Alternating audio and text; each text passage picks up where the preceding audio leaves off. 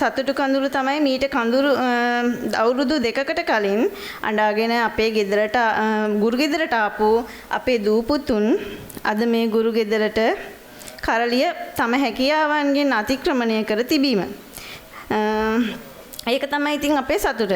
මට මතකයි මගේ පුතා ගුරු ගෙදර සෙවණට පළමුව පිය නගපු දවස. මගේ පුතා විතරක් නෙමෙයි මේ පැටවු ඔක්කොම. එදා මුහුණුවල තිබුණු මලානික කඳුළු අද නැහැ. ඒ වෙනුවට කෙලිලොල් බවින් යුතු සතුටු කඳුළු අපේ දරුවන්ගේ මුහුණුවල තියෙන්නේ. දුක තමයි මේ පුංචි පැටවුන්ට අද මේ පිංබිමට සමු දෙන්න වෙන එක. දෙමව්පියන් ලෙස ඉතින් අපි බලාපොරොත්තු වුණේ මේ පරිවර්තනය ගුරු ගෙදරින් ඕනටත් වඩා ඉහළින් සම්පූර්ණ කළා කියලා අපිට විශ්වාසයි. අපිට අතීත දිසාපාමොක් තක්සලාව සිහිපත් වෙනවා ගුරු ගෙදර මතක් වෙද්දී වචනේ පරිසමාප්තාර්ථයෙන්ම ගුරු ගෙදර යන නමට සාධාරණත්වයේ ඉටු කිරීමට මේ වෙද්දී ගුරු ගෙදර සමත් වී අවසන්.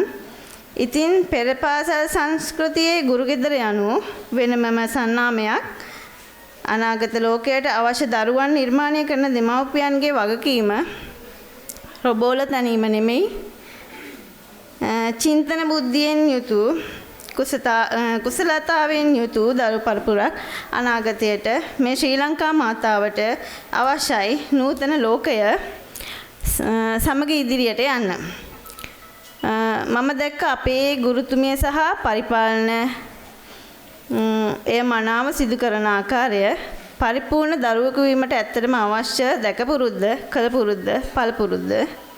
ඒ වගකීම අපේ ගුරු ගෙදර හරියට මිෂ්ඨ කරා අපේ පැටවුන්ට අවශ්‍ය ආදරය කරුණාව දැක්වීම තුලින් උණු වෙන හදවතක් තියෙන දරු පරපුරක් සමාජගත කිරීමට ඒක අපේ ලොකු සතුටක්.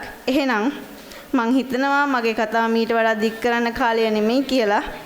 මම හිතනවා මෙහෙම හිත්පිට නැතත් මේ ගුරු ගෙදර අප්‍රාණික ද්‍රව්‍යයන්ට පවා මෙහෙම හිතනවා ඇති.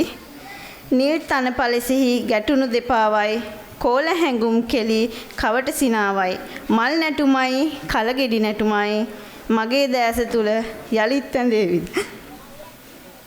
ඔබ සැමට තෙරුවන් සරණයි.